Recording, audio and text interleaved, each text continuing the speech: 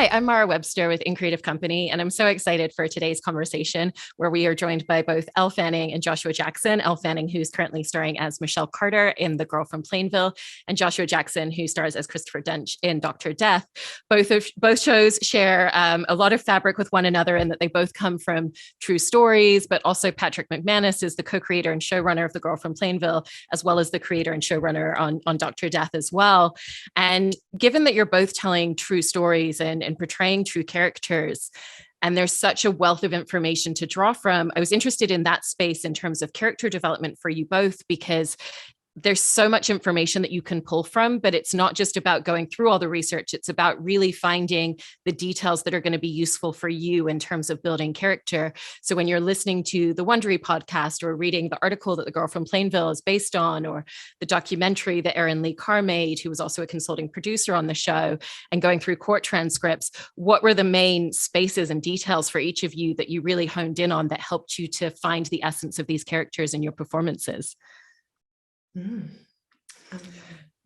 you want to go? Okay. All right, I'll go. Yeah, I think for me, I mean, this case was very well known.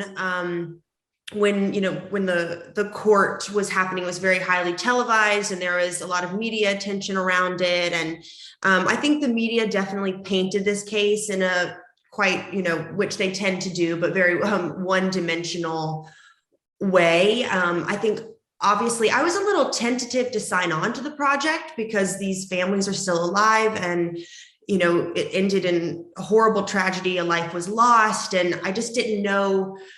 I wanted to make sure that we were all kind of adding to the story, or at least telling a new side of it. And I think through talking with Patrick and Liz and everyone involved, I got to be a producer on it too. Which was, a great responsibility, but also, having that added pressure, I think really helped us bring the sensitivity we needed to every day. And I think just wanting to show this story in a little bit of a more unbiased approach and try to bring some sort of humanity to this character. I think with Michelle, she's someone, playing a character, you can't judge what they've done. You have to kind of separate it's like as an actor, when do you decide to separate yourself from the real person and create a character on your own, and someone who's, three-dimensional and fully fleshed out. And I think for me, that kind of happened with our show kind of plays with the blurred lines between fantasy and reality a lot of the time. And so learning about her obsession with Glee and YA novels, and she would kind of put herself in the star of her own YA show in a way. And I'm an actor, so I live in fantasy land a lot of the time. And so in some ways I could, small ways, but relate to living in that fantasy. And so that's kind of what clicked with me with her. But at the same time, I had to create a character that was kind of separate from the real person. Of course, like physicality wise, you try to, those images are very well known of her. You try to get that accurate, but when it comes to the psyche of it, I don't have to agree with all the things she did. And she's, both of us are kind of playing these unforgivable characters, these things, they've done very bad things, but I can't judge her for it. And I have to understand how she got there in order to play that. So I guess that answers your question. Yeah. I know there's so many similarities with us, with the kids. It's really, yeah.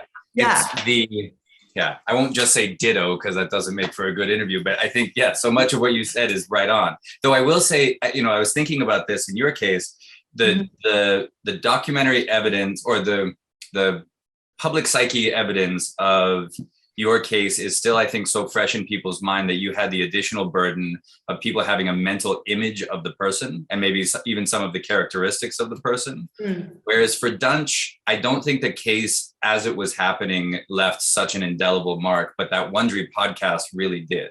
So people had less of a physical idea of who the man was, but they had a pretty specific idea of the who he was and why he was. So then the challenge becomes you have all of this massive amount of documentary evidence sort of around the person, and you have to do exactly what Elle said, which is to stand back from your own judgment. I mean, that was the first hardest thing for me to do with Chris Dunge, was to stop judging him and start analyzing the question of like, well, from his perspective, what the hell was going on here? Like, is he a psychopath, or is there something more ultimately scarier and more complex going on here, where this man really saw him, it sounds in many of the same ways, really saw himself as the hero of his own story.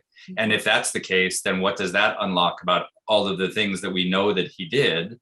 And does that make it, I think, much more terrifying? Yeah. When when you're both examining and then playing a character, a person who's living inside of delusion, it's a dark place to get into. And the implications of that delusion are in some ways, there's a joy as an actor of being given the opportunity to like work inside, create inside of that space, but you live in some pretty ugly psychological spaces for the time that you're in the character. And in similar ways that for both of you in building these characters, you had to come from a very specific place at certain times, but also create that freedom for yourselves. That also translates over into the way that you approach filming scenes, because obviously as actors, you need to leave an openness to discovery, really finding what's happening with your scene partner in the moment. But there are moments in both of your performances where you came in with very specific choices as well. Elle, for you in The Girl from Plainville, the scene where you're mimicking Leah Michelle's performance in Glee is something that I know you spent a lot of time really studying and being very specific about. Josh, I remember in Dr. Death, like that closing scene at the end, that was such a specific choice for you in not blinking, that you came in with that idea already. And so what were some moments for each of you that you came in with a really specific idea that was so necessary for a scene, against other spaces where it was really important to have that latitude of discovery in the moment? No, that's can I actually even back one step back from that question? Yeah. It's a great question, but also what it implies is having creative company around you that will allow you the space to do that. Because in a certain way, what you're talking about is being selfish, right? As an actor coming in and having a very specific concept of what your character or this scene needs to be to accomplish its piece in the story. And in that way, you are, to a certain extent, you're making choices for the people around you, which is selfish, right? And you then have to be in the company of other actors and director and cameraman and everybody on down the list who is going to join you, or Patrick for that matter, right? A creative executive who is going to join you in that, like, I have a very specific idea of this thing. It is in service of the story, but it's going to require you to sort of bend around what it is that I'm trying to do. And if you are lucky enough, and I certainly was on Dr. Death, to have a group of people who are all on board with that concept of like, yeah, sometimes it is going to be selfish, right? Sometimes this character is going to warp the gravity around him, and I'm going to need you to play into that in order to help me do the thing that I'm trying to do. And I was very lucky to be surrounded by people who were on board with that. Yeah. Yeah. God, that's so interesting. Because I know it a lot of the times too, even you saying like when, coming to set and you feel like, the scene and you're like, this is the choice I'm going to make. This is what I'm going to do. And you're like, whoa, like, yeah. All right. Like the set looks nothing like what I thought it was going to look like.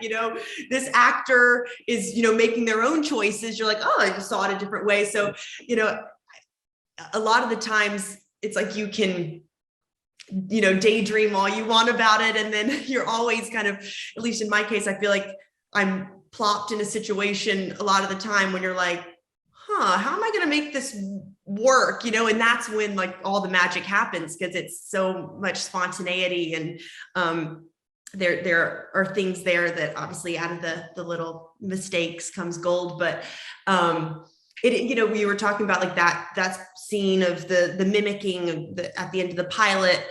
That was an interesting day, because I it's very written what the scene is supposed to be like. I think it's really beautifully written. And when you can see something so on the page of what it's supposed to be, it's like the anxiety starts to creep in, because I can imagine what it should be. And like, that's most of the time when I'm, the night before, I'm always imagining the best version of that scene. I'm like, and you see, we all know what good movies are or good performances are. And you're like, God, if it could only just be this, it's like, and if I think about it hard enough, on the day, something might take over and it might actually happen. You never know. But in that case, it did take a lot of homework. It was more so Leah Michelle in that case, I guess, was my scene acting partner. And I had to kind of mimic her movements. But something else interesting, I think, about our show, which Patrick and Liz did, is they decided, because obviously a lot of our show is texting. And that was like another hesitation coming on, because I'm like, texting is very uncinematic, and like I don't want to watch people text in a movie. I feel like it's a lot like the pandemic. It's like we're living this every day. It's like I don't want to watch people in masks. It's the same thing. It's like I don't want to watch anyone on the phone. And I think they really did a beautiful job of having this device that Colton Ryan, who plays Conrad, and I, when we have those texting, it's like a fantasy, like a texting fantasy. So we got to play out those scenes. But it was interesting. We actually I had a scene, obviously he was my scene partner in that, but because it's a text, there were certain rules about those fantasy moments of being playing the disconnection between us, which I've never played before. So it was like, much like texting sometimes with words, there's like a lost in communication, or you don't know misread the emotion of the writing and whatnot. And we tried to do those in the scene. So that was I'd never done that before. And Colton and I, we had a lot of fun, we couldn't touch in those scenes. And we even played with possibly like not looking at each other. I think ultimately we ended up looking at each other, but we were, normally with another scene partner, you're always trying to listen and follow their way. But selfishly, weirdly, it helped to be selfish in those moments, because I think our characters were each trying to, we're listening to what we want to hear. So those were interesting to do. Yeah. One of the other interesting through lines between your characters in different ways is you're both playing characters who have difficulties in connecting with people in certain ways. Christopher, we see a lot of the complexities in terms of trying to seek the approval of his father. He's able to be very charismatic, but doesn't really develop deep relationships with people. And Michelle obviously was struggling a lot with mental health issues and really hadn't connected to a lot of her peers. And then they both have external forces that come into play when they start to receive attention for different reasons. Christopher starts to suddenly have a lot of eyes on him in terms of the work that he's doing. And at first it's good. And then it's more public sphere that's taking him away from the career that he envisioned for himself. And that's really when his ego comes into play even more. And he starts to see that godlike status in himself. And for Michelle, it's very much that opportunity to connect with people. And like you were saying earlier, to be at the foreground of a YA story for herself. And so how did you both find the elements of character of what happens when they finally get this attention and this kind of almost adulation that they've been looking for, and how that really impacts them psychologically?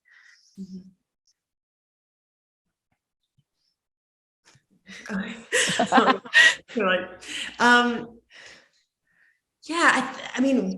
of our characters are very much, it's like they're really seeking approval or seeking attention a lot of the time, and trying to, write our story that's going to be the most likable story. Or, it's really ironic, oddly, but Michelle Carter in real life was voted most likely to brighten your day in high school. And I think that just says so much. It says so much. I know.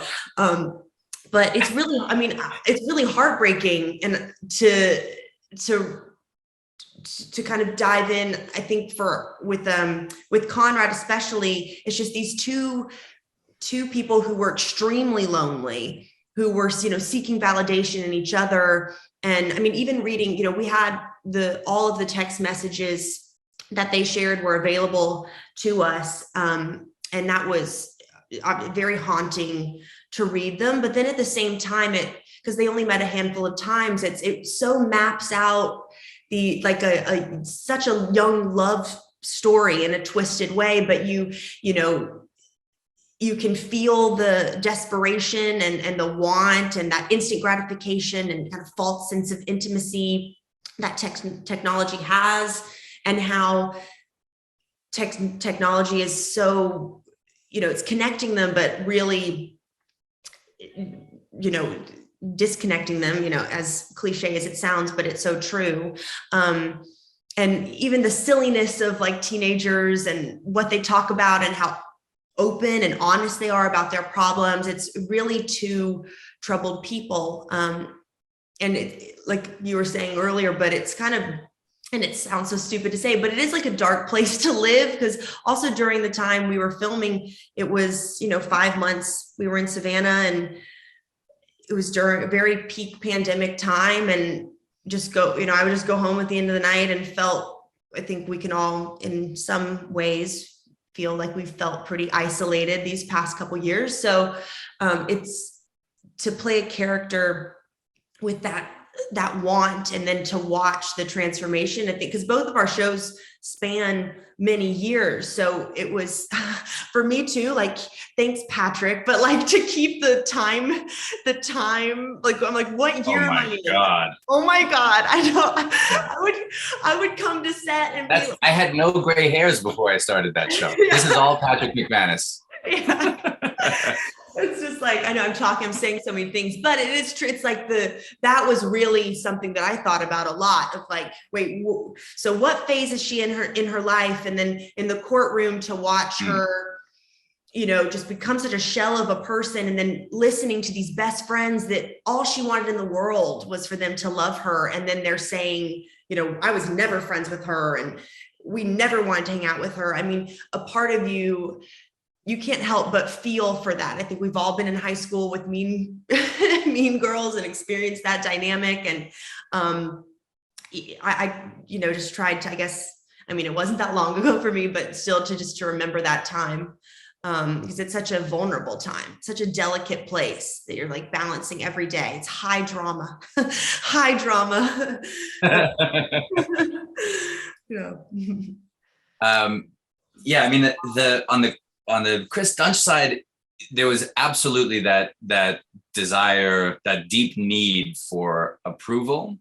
But then at some point there was also, he created a fiction of himself, and it turns out he was very, very smart, possibly genius level smart. So he was able to piggyback off of that ability and create this fiction of himself as the great doctor, the genius, the wonderkind.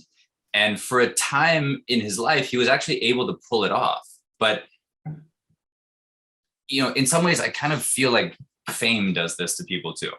It's very hard to continue to evolve yourself as a human being after you are really observed, I found, right? Once you know that people are watching you, it's hard to just evolve independently of that feeling of like, oh, well, now I am a thing. I'm a creation of other people that must be fed. And, that takes some learning and some doing. And if you already have if that's combined with a deep emptiness inside of yourself that needs to be constantly filled with approval, that's a very toxic combination. And again, if Chris Dunch if his life had gone through a couple different gates, like there's just a couple left turns that would have taken him into the place that he wanted to be, which is, this well-respected research scientist who everybody loved and thought was wonderful. And his life took a couple turns that got him to the place where the fiction of himself was so ingrained in him, right, that by the time that he had stepped out of his comfort zone, which is research, and into actually practical application, doing the surgeries, there was no reality that could pierce that bubble, right? So anything that came in violation of his sense of self had to be their problem. That had to be you not seeing my genius. That had to be other people trying to pull me down because I was so far ahead. And I think, in the same way that I was saying, you can't help but feel sympathy. There were times where I'd be thinking about this man and just like, wow, God, a hug could have saved so many lives. Like if somebody could have stepped in at some point and just allowed this person to feel held or loved, I think maybe we could have saved, but then I wouldn't have had a job. So, but it is such a intense experience to be inside of this space where you're playing a real person, and as Elle said, you're talking about people, the survivors who are still alive. So you have this responsibility to telling that story in a compassionate way that, like she said, adds something to the story that has been brought into the world. But you also can't help but, or at least I couldn't help but feel a deeper empathetic response to him. Like, at so many places along the path, he failed himself.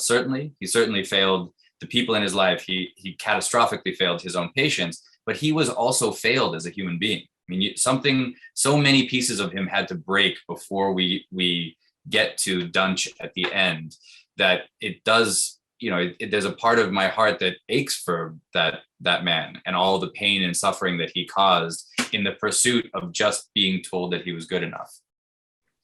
And Elle, you were talking there about the court scenes towards the end of the series, and that feeling that Michelle was really a shell of her former self. And it's interesting with both of these characters, we really get to watch the idea of the futures that they've imagined for themselves be completely eradicated.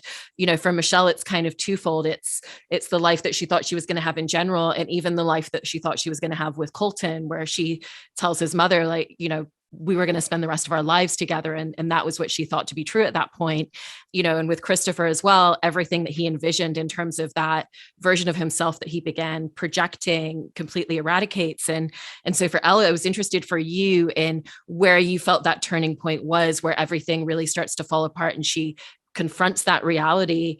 And actually for you, Joshua, I was interested in if you feel like Christopher ever did confront that reality, because we see him so held on to his beliefs towards the end, even to the point where he can't allow his defense lawyer to use the defense of he wasn't a very good doctor. And Josh, I'll come to you first since Elle started the last one. I just like to put all the pressure on you every time. You think I'm trying to be nice and gentlemanly, but I'm not at all. I know the tricks. Yeah, exactly.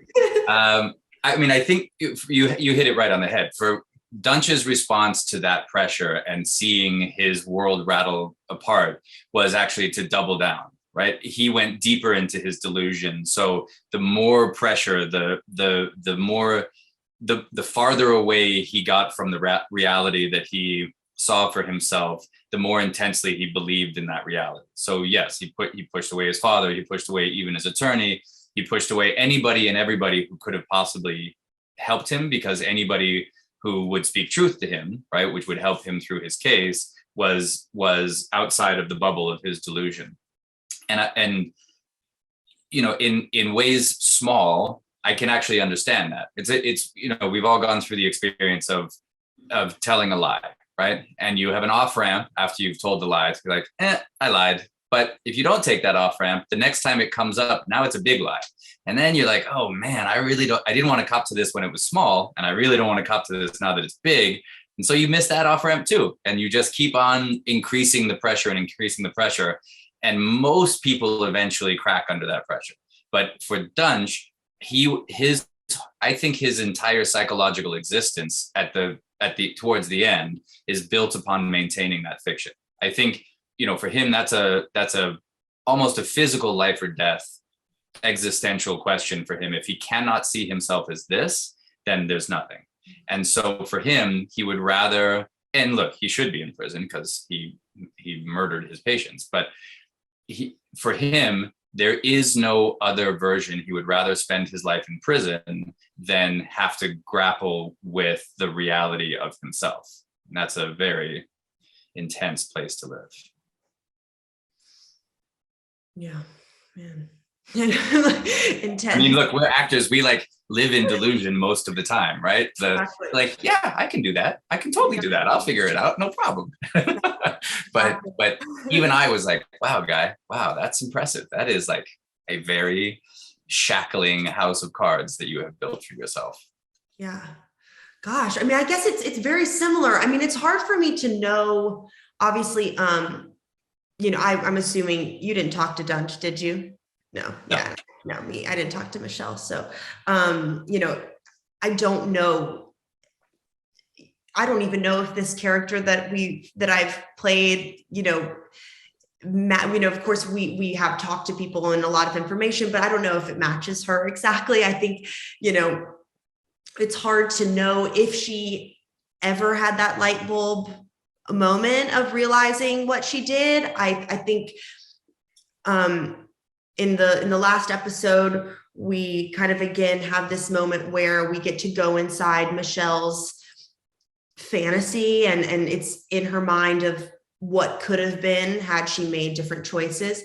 And in that moment, she kind of is confronted with what she has done, and the guilt kind of pours out of her. And there is a moment where you think, oh, maybe she does realize possibly,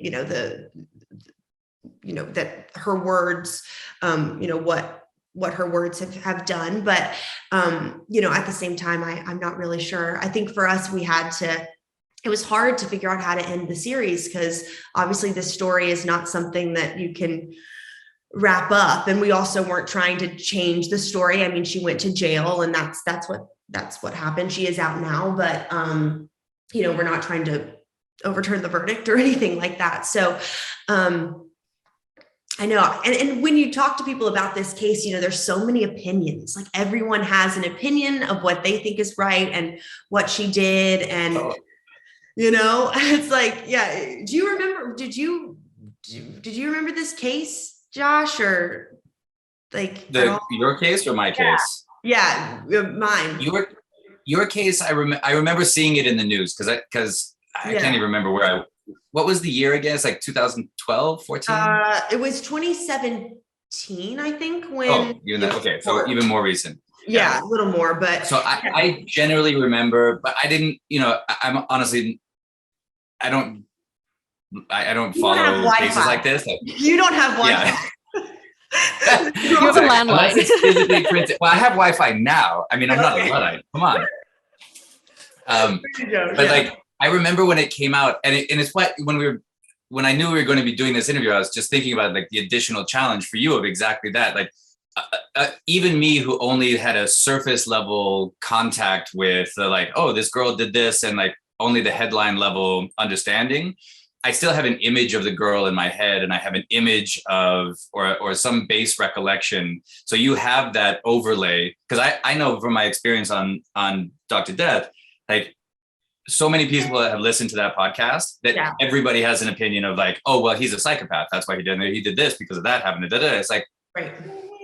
Okay, maybe. Yeah, you had to show I know. I remember I think my sister's a big podcaster, so she listens to everything. I remember when she listened to it, she's like, this freak, like this crazy guy, like is killing, so I definitely remember, yeah, I don't know what your question, I don't know what your question was. Do you have a new question?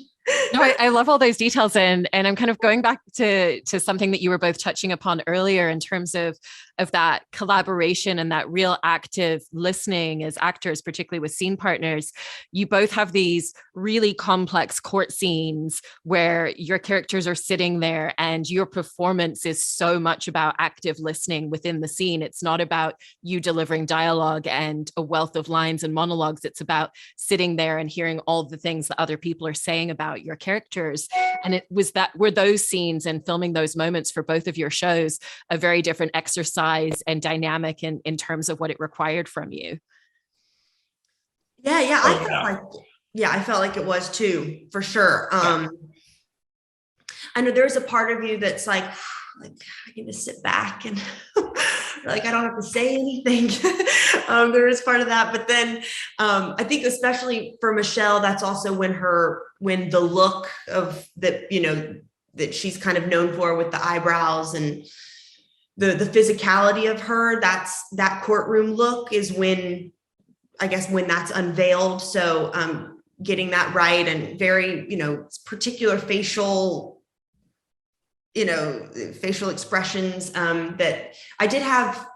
All I had to watch of her was the YouTube in court, they had that videos on YouTube. But other than that, for when she was younger. There's really nothing else. There's not much of her speaking or anything like that. So those videos helped a lot. But then you also don't want to be a caricature of a person. You have to kind of figure out, well, why was she making those faces? Because they were really intense grimaces, and the eyebrows are slightly even veer like cartoonish, I think. And for me, I have no idea why she had her makeup that way, but I kind of created this idea that it was more like war paint, that she was a really beautiful girl, like very kind of nymph looking. And I think putting those harsh brows on was kind of like, I don't know, like war paint every day to like kind of make her look expressionless. That was my theory, but it's probably completely wrong. I think people think she really looked like Cara Delevingne, and there was possibly that she tried to look like her. There's like a lot of theories out there, but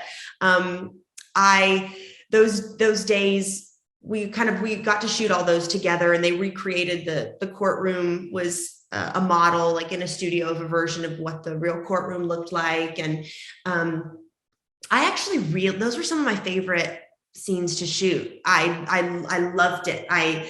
Because I really felt like we were listening to the trial, and we would take really long, it would just be long takes of hearing, whoever was on the stand that day. And Liz Hannah, who was our showrunner on the show, directed those courtroom episodes. And she's a really good friend of mine, and the first time she's directed. So that was special. And we just had like we were just like locked in, and I felt like continuity goes out the window, like, cause it's all one, you get to kind of recharge every time you're with each take. So you can kind of do whatever you feel, or take a sip of water, or just kind of be there. How probably excruciating it would be sitting in that chair, how uncomfortable for however long, and hearing your best friends, testifying against you. So it felt so real. And in those moments, you don't have to do much, even though, there's a lot going on. You gotta do a little.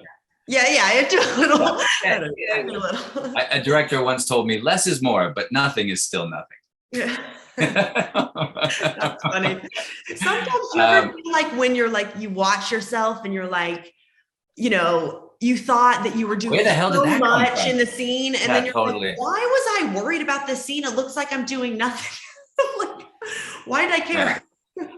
It is one of the first big lessons for me way back was like, you need to just disassociate yourself from whatever your opinion of what you think your face is doing when you're acting from what your face is actually doing, because you're feeling all sorts of things, but some other thing is happening. And so long as you can be right with that, you'll be happy in the long run. It's funny. Yeah. And those courtroom scenes, I mean, we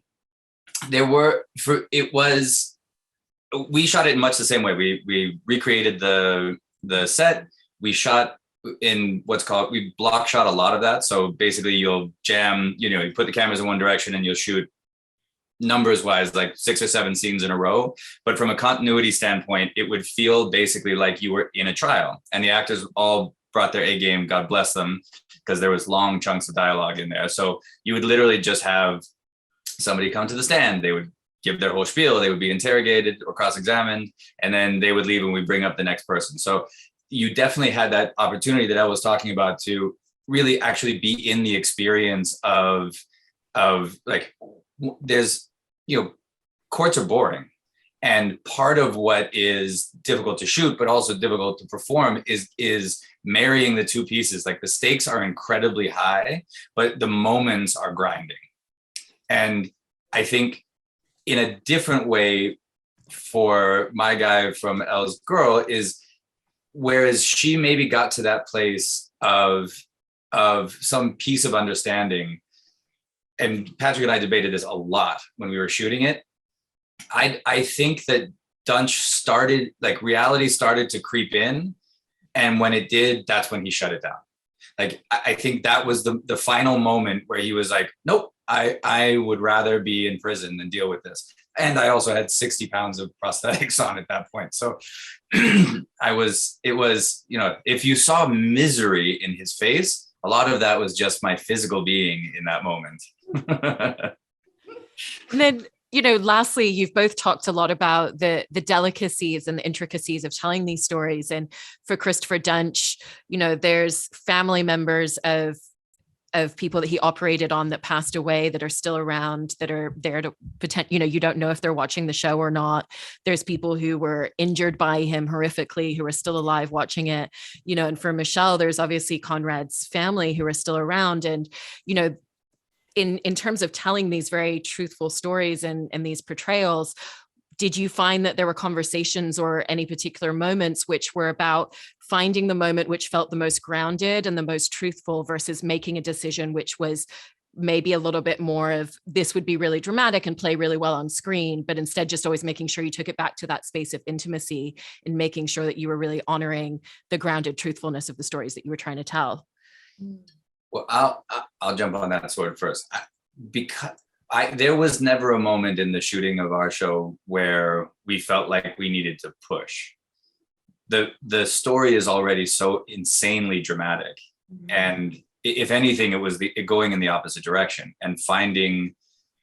And I just want to again highlight, like, it's a real joy being in a company of great actors and having the safety net of like, okay, here's my idea, here's your idea, let's put it on its feet, see what happens, and we can be bad in front of each other, right? Like, without judgment, we can be bad, and that's okay. We'll find something good out of bad.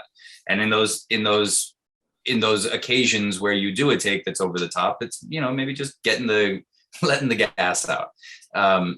But we, more than anything, had to continue to make sure that it was rooted in something that felt like real human beings interacting with each other, because even though the story is truth, right?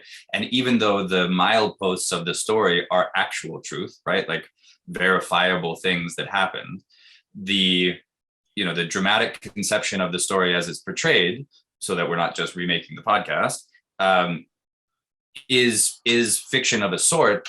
And the stakes are so insanely high in both stories, but for Dr. Death, the stakes are so insanely high, and ultimately that this man is going to do unspeakable things. And so it would be much easier to make him a mustache twirling psychopath, because it would be safer, right? If he's a crazy person, a true out and out crazy person, we're all okay. You just have to weed out the crazy people and we'll be fine. But if he's not, if he's something more complex and he's supported by a system that gives people like him a pass because of his education, because of how he looks, because of how he presents, because of his class, because of his race and his sex, that is a much more pernicious thing to try to root out, because now you're in a much broader conversation about how does culture and environment and profit motive and support a human being like this to allow them the space to do this kind of damage. And so in the mix of all of that big externality, right, you have to find the small humanity. And so that was always the job, is like, bring this back down to reality, so that these are people interacting with each other, and we're not leaning into the fact that and I know that this man is going to be a fucking butcher by the end of this story. Mm-hmm. Yeah, completely. Yeah, I think that it's very similar in the way that, this case was deemed the texting suicide case and it riveted the nation. And it's almost, you can't believe it when you hear it, that something like this happened. So I think our job was to do the opposite, of to not sensationalize this story, to not romanticize this story, and to really try to tell a grounded version. Also from, I think, the grief and the journey of grief that Chloe Sevigny plays Lynn. And so she is so amazing at portraying that pain and really showing that, which the media did not talk about. I think also showing Conrad's life and like the boy that he wasn't just a victim, and he's really known, he committed suicide, and that's kind of the only thing that anyone would ever talk about in this. And I think getting to know who he was and the backstory of him was something we wanted, and to live just more in the gray of it all, and to not really form an opinion and let the audience form the opinion. And yeah, I guess just like you were saying, these stories could get so big and wild, and so weirdly, what interested us all was to bring it back to reality a bit more, and actually like pull back when you feel like, God, it could push in this crazy direction, but it's like, I was more interested. We all were in the kind of tamed down version of it. Yeah. Similar. It's very similar. I mean, they're both such incredibly intricate performances with a lot of delicacies. And I think you've both done really fantastic jobs with both of these series, and really appreciate this fascinating insight, and especially with a lot of the threads that kind of link them together unexpectedly. So thank you so much to both of you.